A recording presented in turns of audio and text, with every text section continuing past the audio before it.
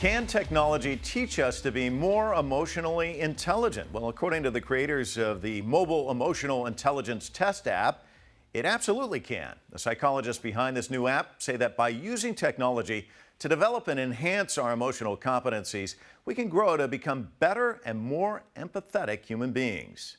The MEIT test app helps users to define and manage their emotions as well as better understand the feelings of those around them. And Dr. Edgar Breso joins us from Valencia, Spain. He helped create the app. I guess there's a lot of theories out there about emotional intelligence. You subscribe to John Mayer's. Can you talk about the differences and why you like his? Okay, Mayer's theory basically understand emotional intelligence as a set of abilities. So it's very simple for us and it's very clear for us assessing emotional intelligence if you define the variable as a set of abilities. So Edgar, let me ask you about emotional intelligence. Is it something that can be taught? Is it something that can be improved upon? Or is it just something that's innate in us and it's just what it is?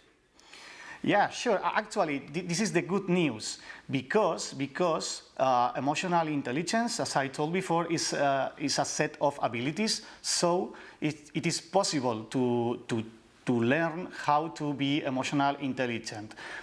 Because if you know which abilities are important, you can train those abilities and finally becoming emotionally intelligent. What about empathy? Same thing?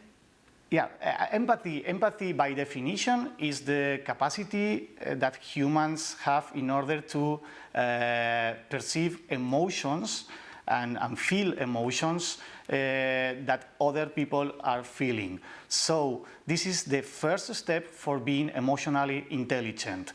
The perceiving properly how people is feeling, how you are feeling, and how the rest of the people are feeling. So empathy is the first step to be emotionally intelligent. What about technology? Does it make it easier for us to gauge emotional intelligence, would you say? I mean, does it help improve things at all? Yeah, obviously there are some researchers who are a little bit skeptic about the use of technology for assessing variables, for assessing emotions, and so on.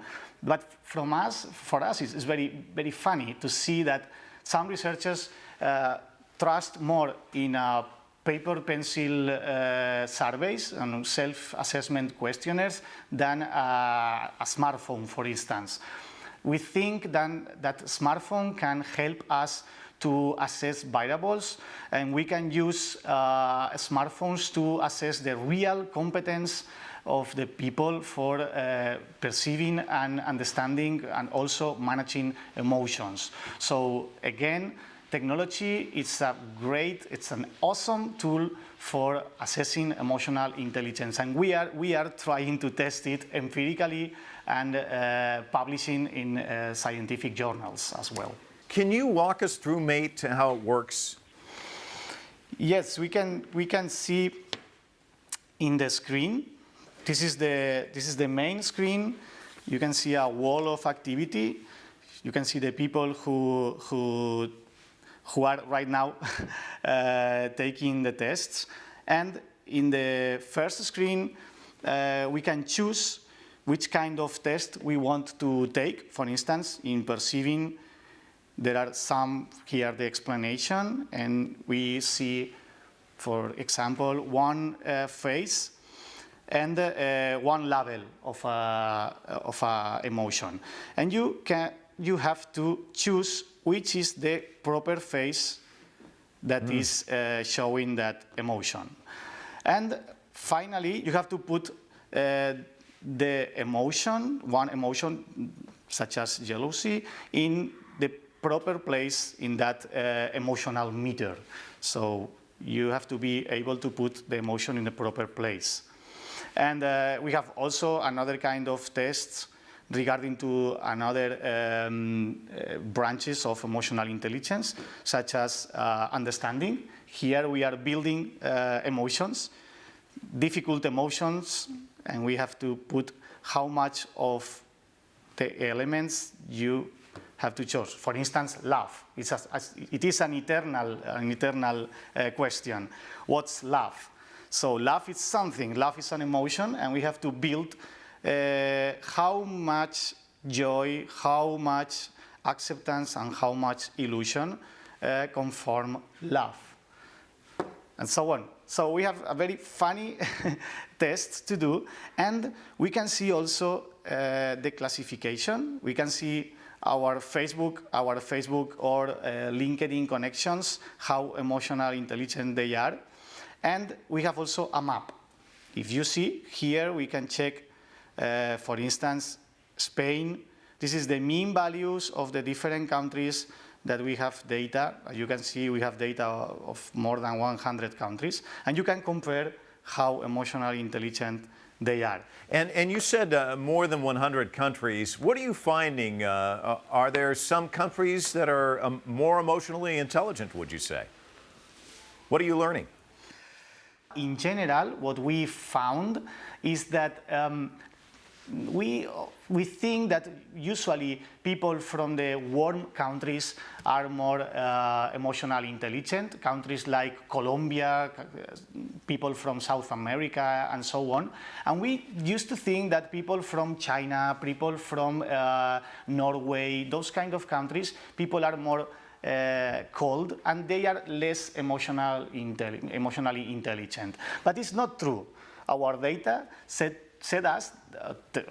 told us that people from some countries like Russia or China are more emotionally intelligent than people from more warm countries.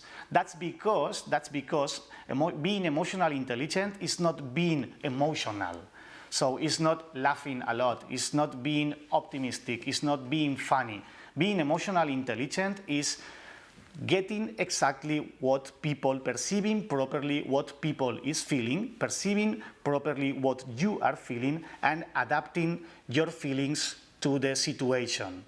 So it is not related to being happy, it's related to being competent, assessing emotions. That's the point, that's the difference. Okay, so rank it in terms of academic intelligence. Are both highly important? Is one more important than the other?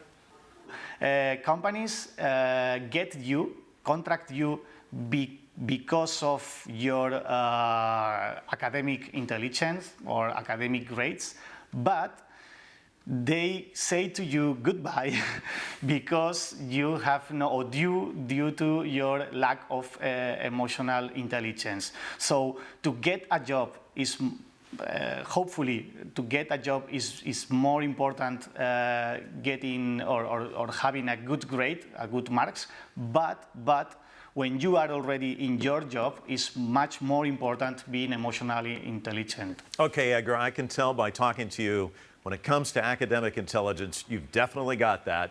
When it comes to emotional intelligence, how well do you score? This is something that everyone say to me, but it's not true. It's not true. I have many difficulties to get good scores. So it is not. This is another mistake people have in general. People think that if you are competent in some task, if you are funny, if you are talkative, and so on, you are emotionally intelligent. And it's not exactly true. There is not 1 point correlation between being talkative and being emotionally intelligent. I try to do my best, but it's difficult. It's difficult. All right, Edgar, thanks so much. Really appreciate your time. Thank you very much. And it was exciting to be with you. Next, from a very high-tech approach to enhancing emotional well-being to what may be the most low-tech solution, you don't want to miss this full-frame video essay coming up next.